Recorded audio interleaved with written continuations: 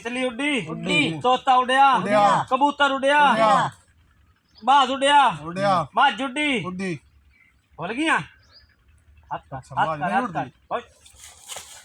सारी मैंने गमकार चौक गए सच तो होई बेईमान खाए हो गई तू ना चुका आज कहाँ उड़िया कबूतर उड़िया तितली उड्डी जहाज उड़िया तोता उड़िया बोल खोता उड़ाई बैठा मैं समझा तोता नहीं बोल गया सा यार है बेईमानी है यार मैं नहीं खेलता बस नहीं यार चुका आ गया मैं ते कोई नहीं आखिर खैर चुका आ गया अच्छा दोबारा आ जाओ दोबारा आ जाओ गाँव उड्डी गाँव उड़ाई भाई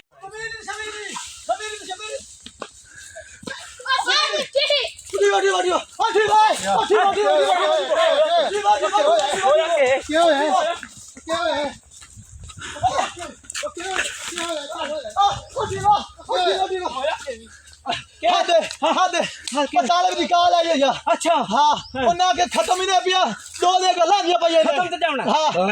ते काला दवाया यार